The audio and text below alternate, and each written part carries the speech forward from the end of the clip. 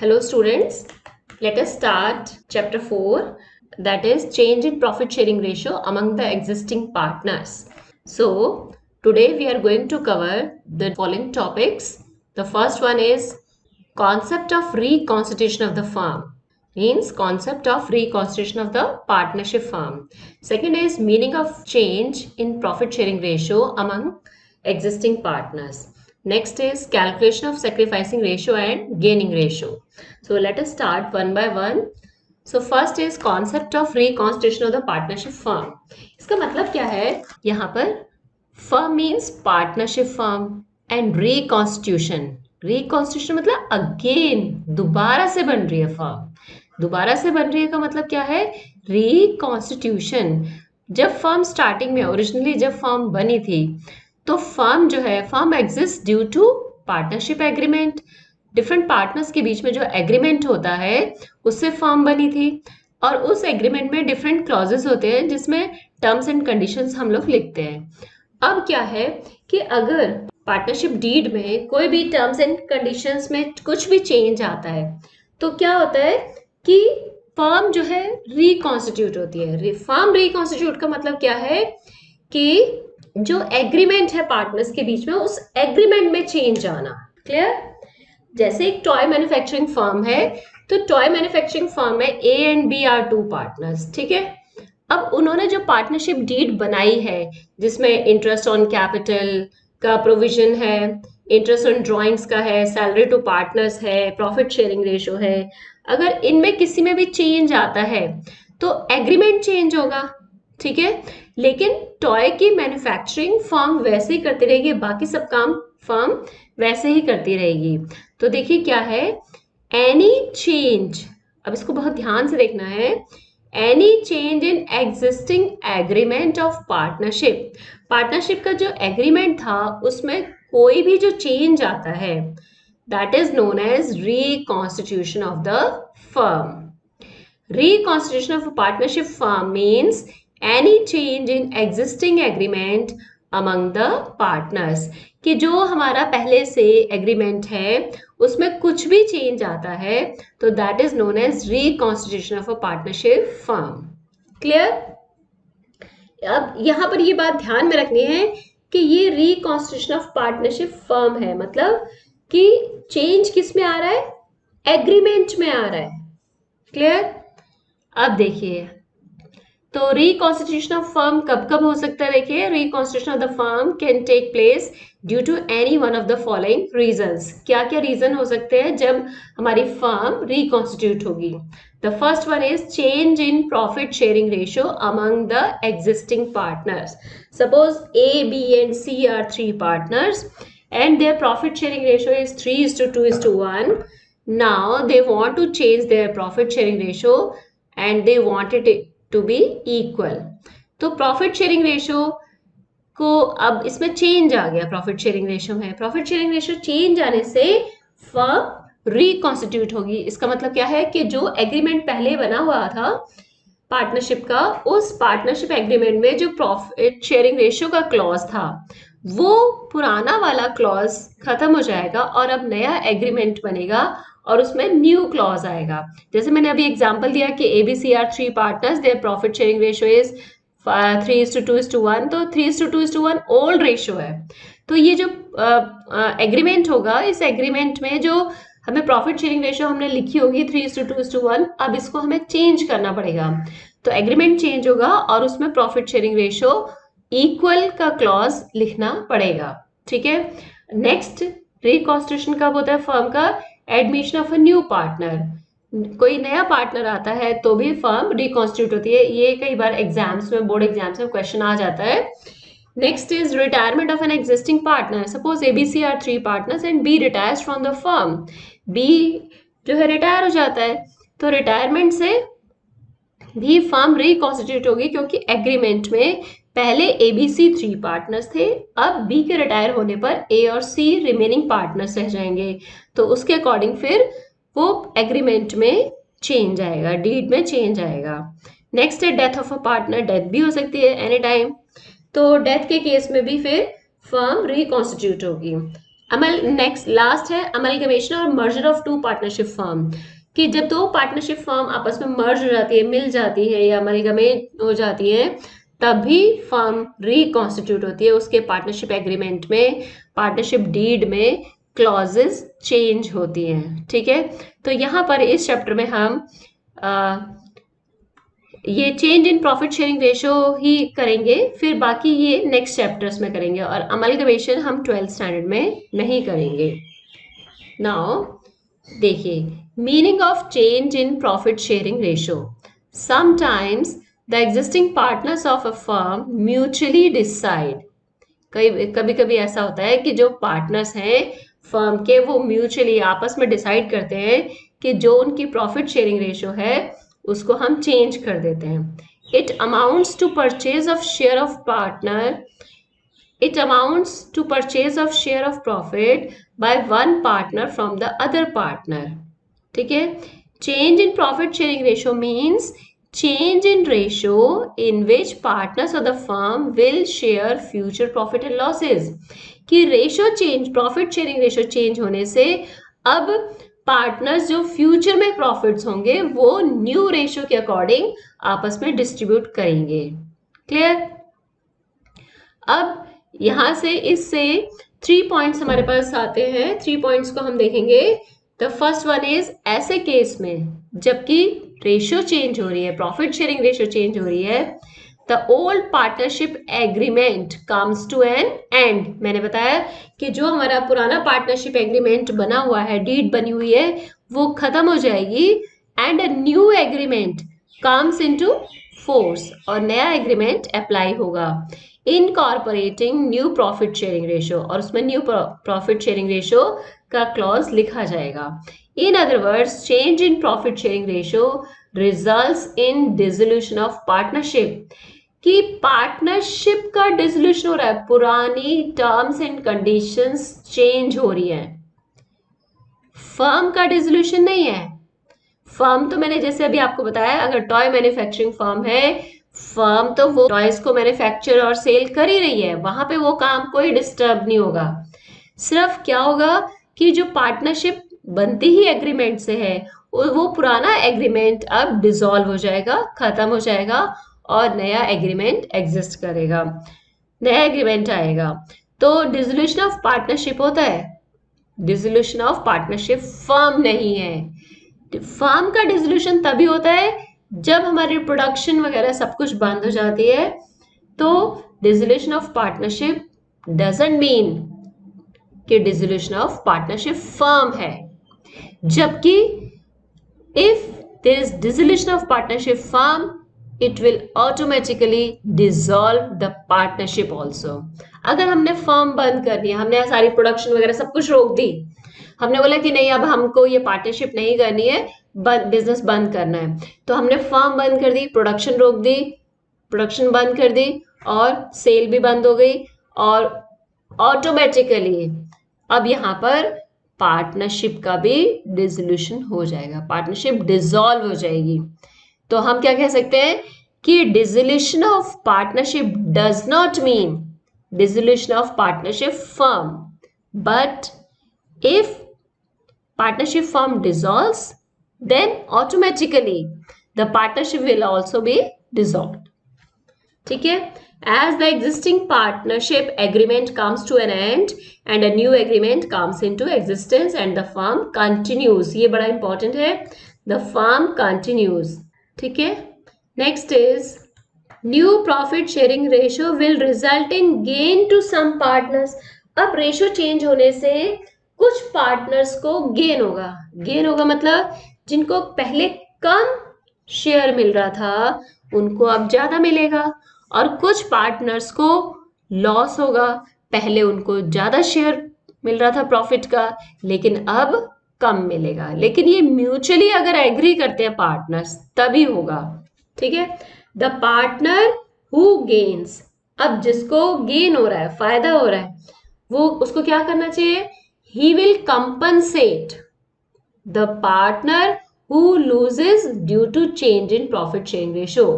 तो हम कहेंगे जिस पार्टनर को गेन हो रहा है, that partner is known as gaining partner. ठीक है, अब गेनिंग पार्टनर मस्ट कंपनसेट, किस पार्टनर को?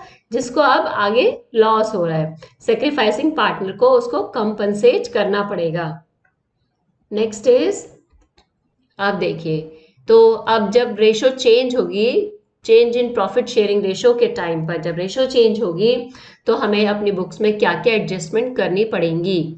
तो फर्स्ट देखिए, the various matters that need adjustment at the time of change in the profit sharing ratio are, the first one is determination of sacrificing ratio and gaining ratio. Second is accounting treatment of goodwill, इसके ऊपर भी कई बार exams में 1 marker question आता है। Next is, third is accounting treatment of accumulated profits and reserves, and the fourth one is revaluation of assets and reassessment of liabilities. तो अभी इस लेक्चर में हम फर्स्ट कर रहे हैं determination of sacrificing ratio and gaining ratio. What does it mean? इसका मतलब है कि कुछ पार्टनर्स को रेशियो चेंज करने से बेनिफिट होगा, तो they are known as gaining partners, ठीक है। और कुछ पार्टनर्स को रेशियो चेंज करने से लॉस होगा, तो those partners are known as sacrificing partners. तो देखिए, अब सेक्रीफाइसिंग रेशियो क्या होती है? सेक्रीफाइसिंग रेशियो क्या होगी? The ratio in which the partners surrender their share of profit in favour of other partners.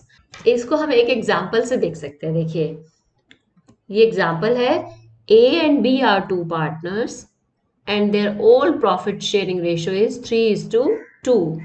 Now they want their ratio to be equal. Profit sharing ratio should be equal in future. तो equal मतलब 1:1. तो अब देखिए, यहाँ पर ये हमने calculation की है, तो ए का शेयर ऑफ सेक्रीफाइस या गेन कैलकुलेट करते हैं, ठीक है। तो सेक्रीफाइसिंग रेशियो कैलकुलेट करने के लिए हमको एक फॉर्मूला लेना है। The formula is old share minus new share. तो ए के केस में अगर हमें ए का पता लगाना है कि ए को गेन है या सेक्रीफाइस कर रहा है due to change in profit sharing ratio, तो देखिए ए के केस में ए का ओल्ड शेयर कितना था? 3/5। इन दोनों को ऐड कर दीजिए, तो 3/5, दिस इज ओल्ड शेयर, ठीक है। Minus new share, new share क्या है? 1:1, तो 1/1 + 1 2, 1/2।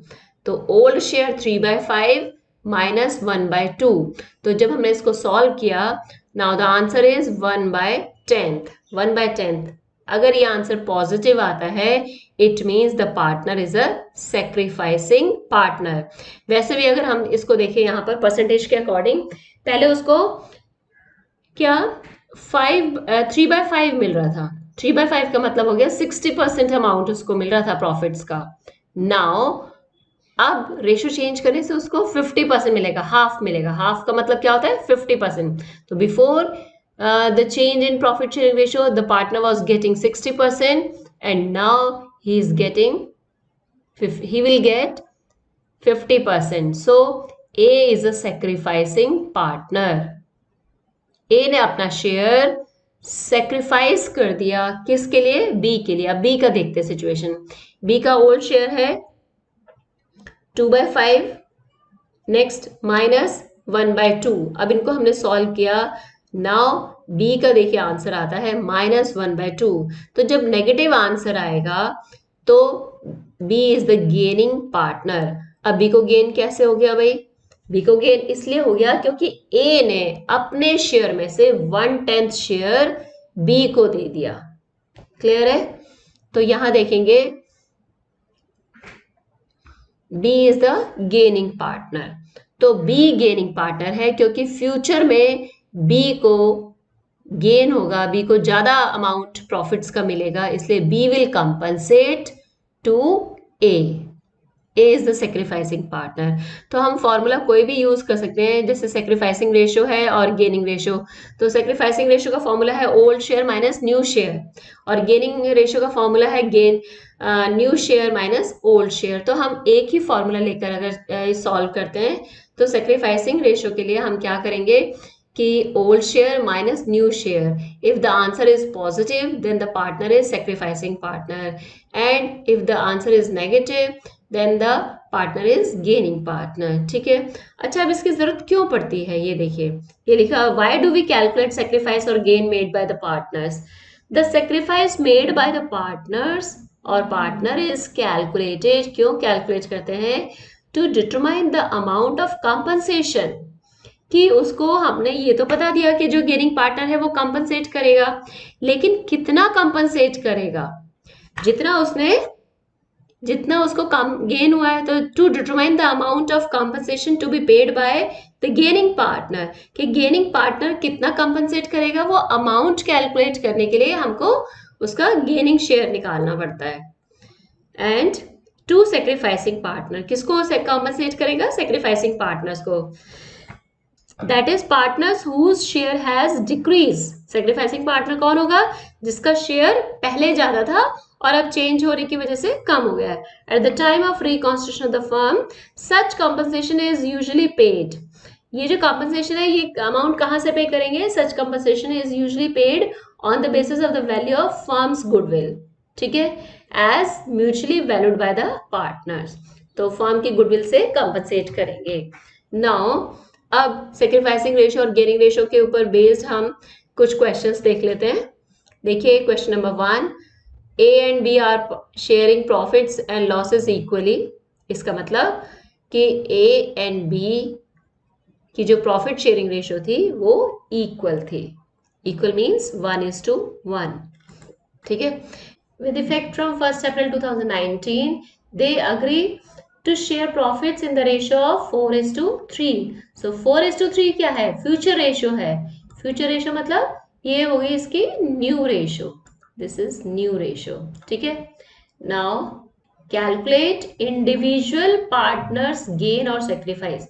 इंडिविजुअल पार्टनर मतलब हर पार्टनर का अलग अलग बताना है कि उसको कितना गेन हुआ या उसने सेक्रीफाइस किया due to change in ratio. अब देखिए यहाँ पर सेक्रीफाइसिंग रेशियो का फॉर्मूला मैंने आपको बता दिया, old share minus new share. तो ए के केस में पहला ए का लेते हैं, तो ए का ओल्ड शेयर है 1/2, देखिए old share 1/2 and new share of A is 4/7। 4 तो ये हो गया और 4 + 3 ये 7, 4/7। अब इसको कैलकुलेट किया तो आंसर देखिए नेगेटिव में आ रहा है, -1/14। It means A is the gaining partner, A gaining partner है।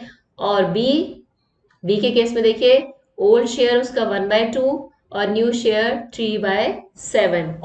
तो कैलकुलेट किया तो इसका पॉजिटिव आंसर है, this is 1/14। So B is the sacrificing partner, B sacrificing partner है और ए गेनिंग पार्टनर है। तो अब कौन कंपनसेट करेगा, कौन कंपनसेट करेगा, A will compensate because A is the gaining partner. A को फ्यूचर में ज्यादा पैसे मिलने वाले हैं प्रॉफिट के, ठीक है, जबकि बी को पहले ज्यादा मिलते थे अब कम मिलेंगे। तो यहां पर A will compensate to B. Now question number 2 and 3 आप खुद प्रैक्टिस करेंगे और कैलकुलेट करेंगे इनका शेयर ऑफ सेक्रीफाइस और gain by using this formula. Next है एक और क्वेश्चन देख लेते हैं। Question is A B and C are partner sharing profits and losses in the ratio of 5:4:1, ठीक है। तो 5:4:1, this is your old ratio. Calculate new ratio, sacrificing ratio and gaining ratio in each of the following cases।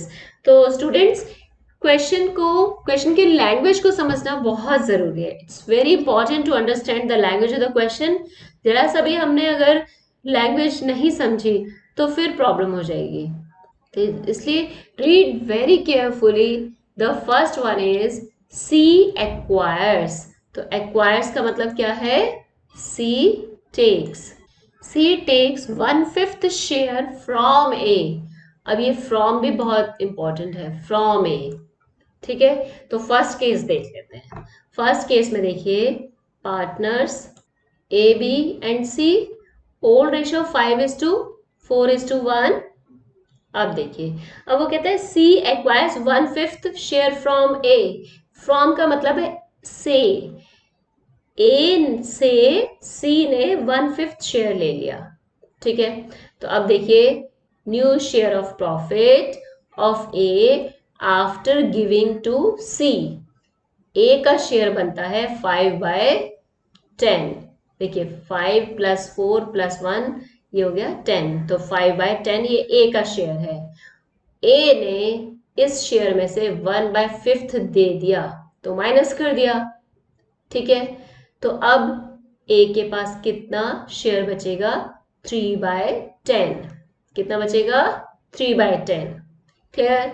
B ने तो नहीं दिया इसलिए B का share same रहेगा। बी का पहले 4/10 था, 4 ये इसका बी का शेयर है, तो 5 + 4 + 1 10, 4/10 ये बी का शेयर है। No change in B's share. Now see देखिए सी का शेयर पहले कितना था? 1/10। देखिए 1/10 था, और ए से कितना ले लिया? 1/5, तो प्लस कर देंगे, 1/5 ले लिया, इसको मिल गया। नाउ सीज शेयर इज, देखिए कैलकुलेट करेंगे तो C's share is 3/10। Now A's share is 3/10, B's share no change in B's share 4/10, and C's share is 3/10. So the new profit sharing ratio is 3:4:3. अब in this case, first case में who is the sacrificing partner? A ने दिया है तो A is the only sacrificing partner, और B is neither sacrificing nor gaining. And what about C? C को तो मिला है इसलिए C is the gaining partner. Clear? Next case second देखते हैं। C acquires 1/5 share equally from A and B। अब इसको भी बहुत ध्यान से देखना है। C टेक्स 1/5 शेयर, A और B से दोनों से टोटल मिलाकर उसको 1/5 मिला है, ठीक है। अब वो कहता है 1/5 बराबर दिया है, इक्वल दिया है। A ने हाफ, मतलब A और B ने दोनों ने बराबर दिया है, इसका मतलब हाफ ऑफ दिया है। हाफ ऑफ किसका? हाफ ऑफ 1/5 A ने दिया एंड हाफ ऑफ 1/5 B ने दिया है, ठीक है। तो देखिए यहां पर C acquires 1/5 share equally from A and B, that is A और B ने C को 1/5 शेयर बराबर दिया है। बराबर मतलब अब इसका मतलब ये नहीं कि 1/5 A ने दिया 1/5 B ने दिया है, नहीं, टोटल C को 1/5 मिला है और A और B ने 1/5 का हाफ। A will give, देखिए लिखा है A will give half of 1/5 and B will also give half of 1/5। तो अब देखिए कैसे, ओल्ड शेयर है उसका 5:4:1। अब A ने दिया है हाफ ऑफ 1/5, तो A ने देने के बाद, इतना देने के बाद उसका कितना शेयर बच जाएगा? देखिए A is remaining share after giving to C। पहले उसका ओल्ड शेयर था 5/10, इसमें से उसने हाफ ऑफ 1/5, हाफ ऑफ 1/5 क्या होता है? ऑफ का मतलब यहाँ पे मल्टीप्लाई होता है, तो मल्टीप्लाई करके 1/10। इसका मतलब A ने 5/10 में से 1/10 इसको दे दिया, माइनस कर दिया हमने। Now the remaining share of A is 4/10। Clear? अब उसके बाद B का देखिए, B का ओल्ड शेयर कितना था? 4/10, 4/10 था। अब इसका रिमेनिंग कितना शेयर बचेगा? माइनस, इसने भी हाफ ऑफ 1/5 दिया, हाफ ऑफ 1/5 है 1/10, तो 4/10 में से 1/10 माइनस कर दिया तो 3/10 हो गया। क्लियर? अब C का देखिए, तो A एंड B दोनों ही दे रहे ना C को, तो A and B both are sacrificing partners, both are sacrificing partners. और C को क्योंकि मिल रहा है A और B से, तो C is the gaining partner. तो C को देखिए, पहले C का शेयर ओल्ड शेयर था 1/10 प्लस 1/10 A से मिला, हाफ ऑफ 1/5, और हाफ ऑफ 1/5 1/10 ये B से मिल गया।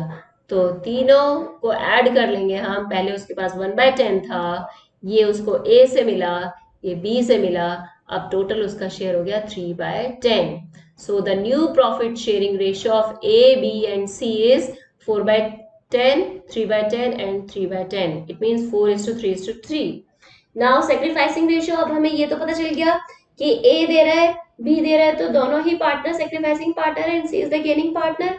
ए कितना दे रहा है, 1/10 दे रहा है। तो देखिए sacrificing ratio of A and B 1/10 A ने दिया, 1/10 बी ने दिया, तो रेशियो हो गई sacrificing ratio 1:1।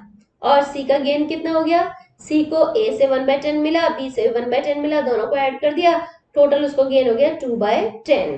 Clear. Now next is third case देखेंगे। A, B and C will share future profits and losses equally। देखिए ये ध्यान रखिए, फिर से मैं कह रही हूँ आपको कि ये क्वेश्चन आपने ध्यान से पढ़ना है। Will share future profits equally, इसका मतलब फ्यूचर में A, B, C की रेशियो क्या हो जाएगी, 1:1:1, ये इक्वल हो जाएगी। ठीक है, तो अब इसके लिए इसका मतलब ओल्ड शेयर गिवन है, ये देखिए ओल्ड शेयर ये 5:4:1 गिवन है और न्यू रेशियो 1:1:1 गिवन है। तो हमें कैलकुलेट क्या करना है, ये देखिए old share 5:4:1, new share 1:1:1। Now A's share of sacrifice और गेन, फॉर्मूला वही लगाएंगे, old share minus new share. तो ओल्ड शेयर है इसका 5/10 माइनस 1/3, कैलकुलेट किया, पॉजिटिव आंसर आ रहा है। तो पॉजिटिव में मैंने आपको बताया था कि A is the sacrificing partner 5/30। B का देखिए ओल्ड शेयर 4/10 है, न्यू शेयर 1/3 है, माइनस किया, ये आ गया आपका 2/30, ये भी पॉजिटिव आंसर है। तो B is also the sacrificing partner. Now C share of sacrifice और गेन देखिए कि पहले उसका 1/10 था शेयर, ओल्ड शेयर।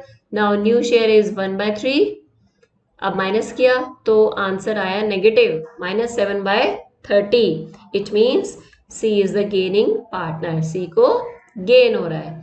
तो sacrificing ratio between A and B क्या होगी, 5/30 एंड 2/30। तो न्यूमरेटर्स आप ले लेंगे 5:2, 5:2 और सी का गेन है 7/30।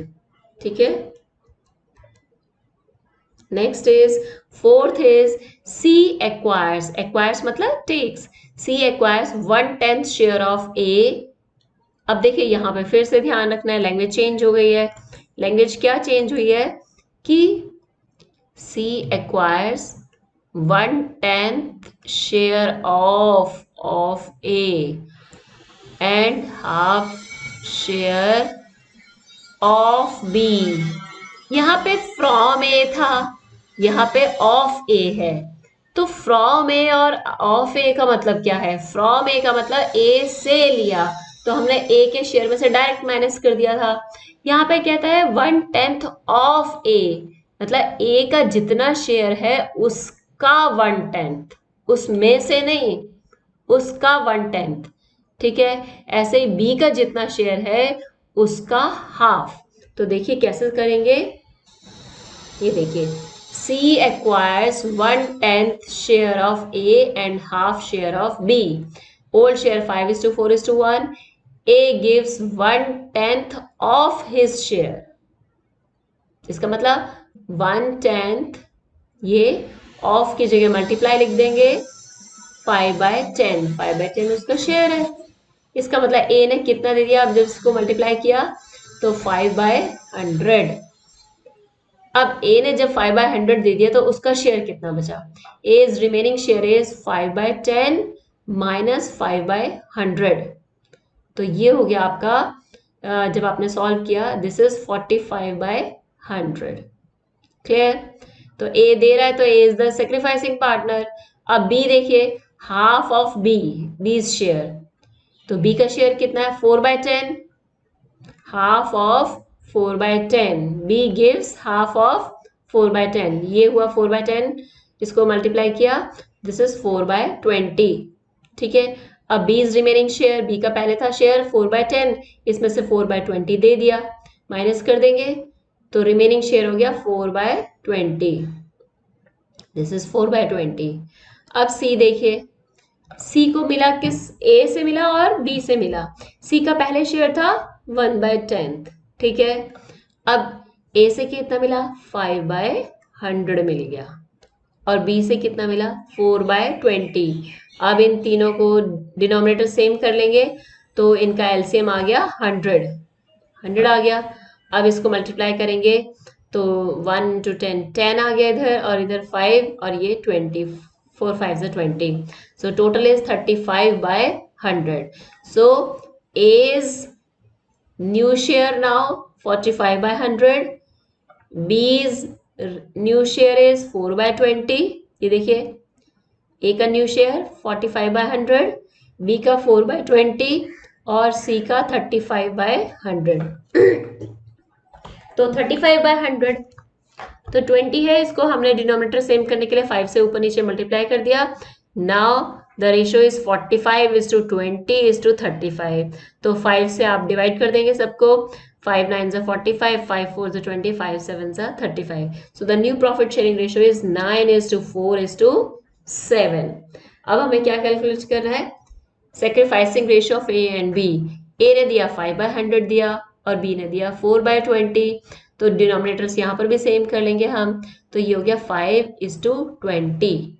न्यूमरेटर्स ले लेंगे 5 ये और ये 20। नाउ कॉमन डिवाइडर से डिवाइड कर दिया, 5 1 are 5, 5 4 are 20। So the sacrificing ratio is 1:4। और सी का गेन कितना हुआ, ए से 5/100 मिला, बी से 4/20 मिला, एलसीएम ले लिया। Now his gain is 25/100। 25/100 मतलब 1/4। So students these were the questions. अब आपने देखा कि क्वेश्चन की लैंग्वेज हमको बहुत ध्यान से पढ़नी है, जरा सा भी हमारा मिस हो जाएगा क्वेश्चन की लैंग्वेज में तो हमारा जो आंसर है वो गलत हो जाएगा। सो you revise these questions, do these questions, and if any problem is there you can ask. Thank you.